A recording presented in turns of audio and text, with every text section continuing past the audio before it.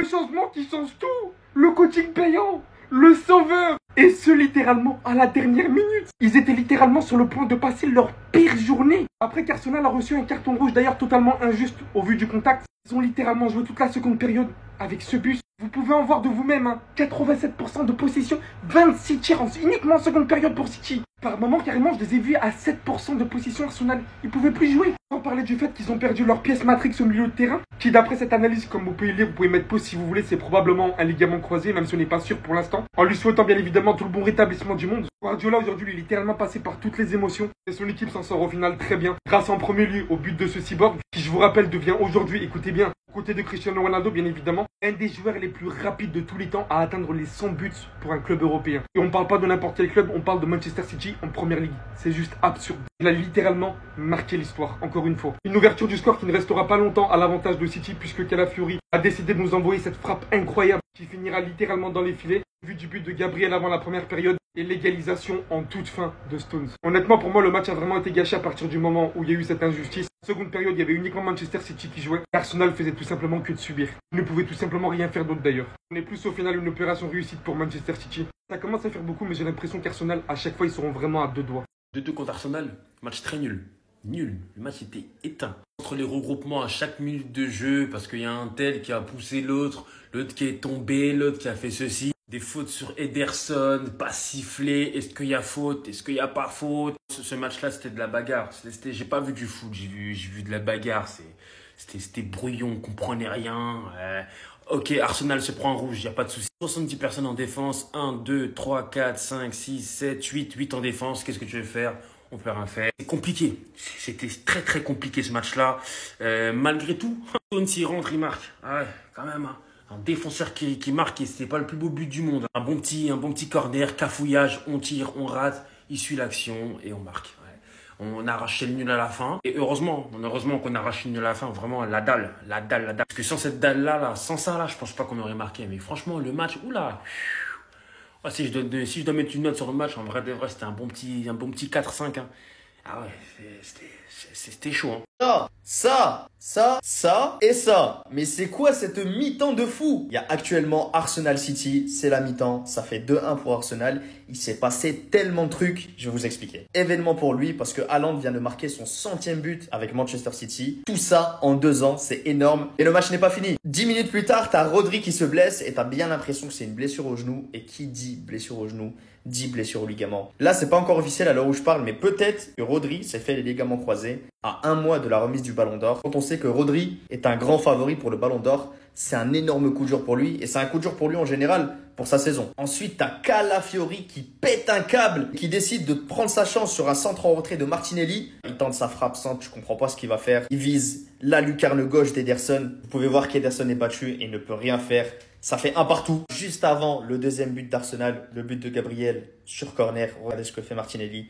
Grosse obstruction sur Ederson. Là, il y a une petite polémique, tu vois. Est-ce qu'il y a faute? Est-ce qu'il n'y a pas faute? Personnellement, je pense qu'il y a faute parce qu'il y a clairement obstruction. Martinelli empêche Ederson de bien sortir sur le corner. En plus, il y a eu l'utilisation de la VAR juste après et les arbitres ont décidé qu'il n'y avait pas faute. Enfin, dernier événement. Trossard qui prend un carton rouge après la fin du temps additionnel. Il y avait 6 minutes de temps additionnel. Le match devait se finir à la 51e. Trossard prend son carton rouge à 52-30 à peu près. Moi, je comprends pas. Déjà, le match devait être arrêté. Et en plus, le carton rouge, il est un peu sévère quand on sait qu'on est en première ligue. Trossard, en fait, il arrivait très rapidement pour jouer le ballon que Bernardo Silva allait récupérer. Je vous laisse me dire votre avis dans les commentaires par rapport à tout ce qui s'est passé en première ligue. Il y a rouge là? Non, l'arbitre, t'as pas le droit, mais donnez-leur la victoire, ça va plus vite. Manchester City, c'est à chaque fois la même chose. Il y a jamais carton sur cette action. Soi-disant, la première ligue, c'est un championnat où on laisse beaucoup jouer, et sur ça, tu lui mets le deuxième jaune.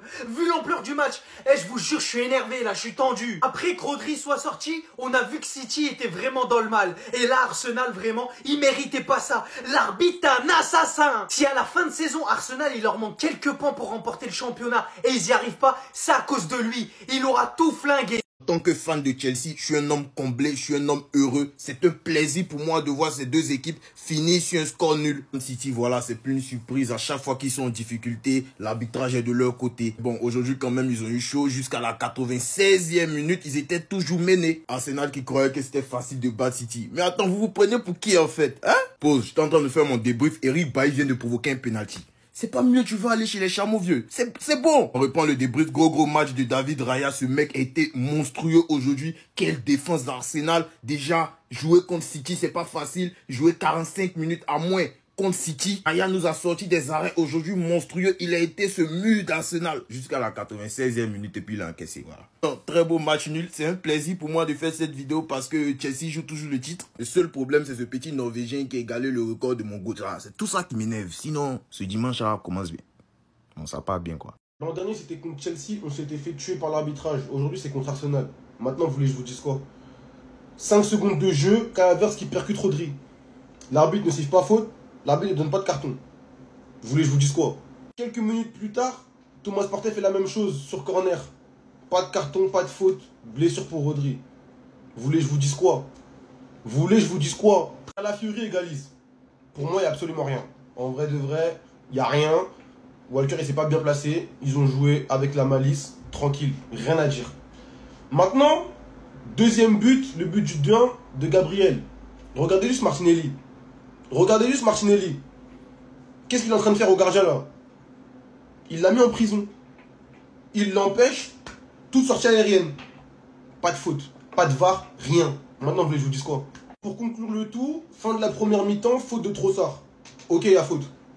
Je sais qu'il y a faute. Ça se voit, il met le coude contre le dos, ok. Mais est-ce que ça va en carton jaune? En toute honnêteté. Avec tout ce qu'il a pacifié là, il n'y a pas eu des fautes plus graves dans le match. Parce qu'il sait qu'il a fait la merde. Il sait qu'il a fait de la merde là, il veut se rattraper. Maintenant, vous voulez qu'on vous dise quoi? Ah, on est dans la meilleure ligue du monde, on a des arbitrages de merde. Vous voulez qu'on vous dise quoi? Il n'y a rien à dire, frère. On ne dit rien à dire, les gars.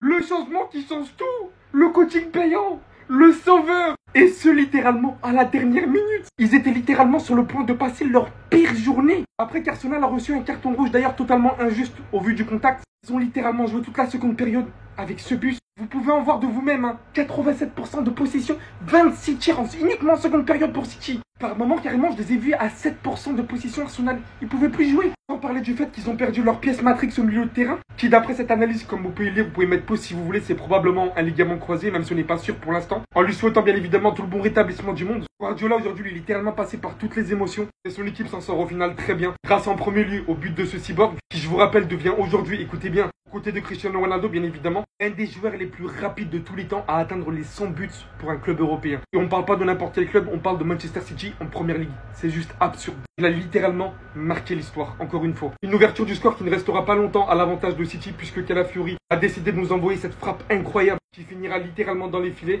vu du but de Gabriel avant la première période et l'égalisation en toute fin de Stones. Honnêtement, pour moi, le match a vraiment été gâché à partir du moment où il y a eu cette injustice. Seconde période, il y avait uniquement Manchester City qui jouait. Arsenal faisait tout simplement que de subir. Il ne pouvait tout simplement rien faire d'autre d'ailleurs. On est plus au final une opération réussite pour Manchester City. Ça commence à faire beaucoup, mais j'ai l'impression qu'Arsenal, à chaque fois, ils seront vraiment à deux doigts. De partout. Alors oui, c'est vrai. Arsenal, vous avez bien défendu, c'est vrai. Le bloc équipe était compact, ça coulissait bien, essuie-glace, tous les bails, oui. Raya était bon sur ses arrêts, oui, c'est vrai. Mais malheureusement, il y a un bon Dieu qui existe. Quand pendant 45 minutes, vous défendez en 8-1, vous simulez des blessures, des crampes, vous essayez de gagner du temps à tout prix. Vous croyez que Dieu il aime bien ça? Vous croyez que Dieu il aime bien les gens malhonnêtes? Non, il aime pas ça. Alors c'est normal que ça finisse en 2-2.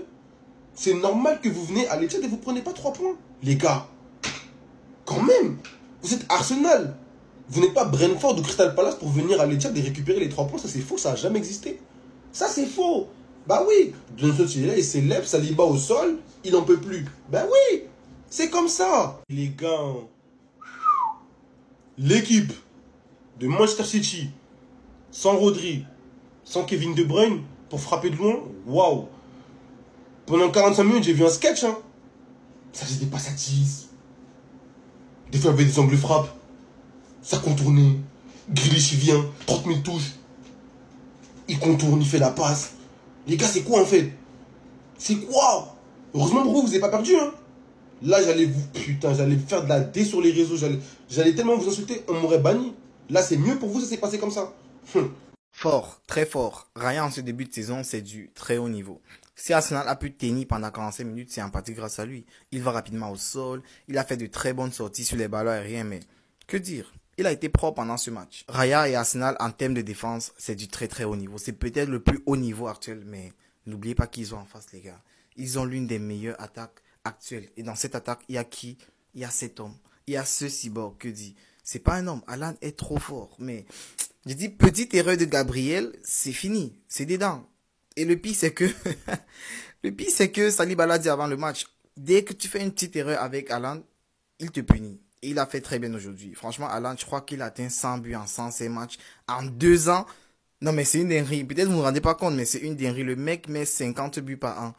Wesh, non, Haaland, tu es trop fort. Je respecte. Après, je peux comprendre les supporters d'Arsenal qui sont un peu déçus parce que voilà, ça fait 10 ans qu'ils n'ont pas gagné à l'Etihad. Mais félicitez votre équipe. Félicitez-les. Parce que, étant réduit à 10 pendant 45 minutes et faire match nul à l'extérieur contre City, pour moi, c'est un très bon résultat. Non, mais regardez la stat en deuxième période. 26 tirs à 0. Et malheureusement, le 27e, l'heure a été fatale. Ce sont les gars, qu'avez-vous pensé du match? Nous, on s'est régalé. Surtout en première mi-temps. La première mi-temps, c'était une masterclass.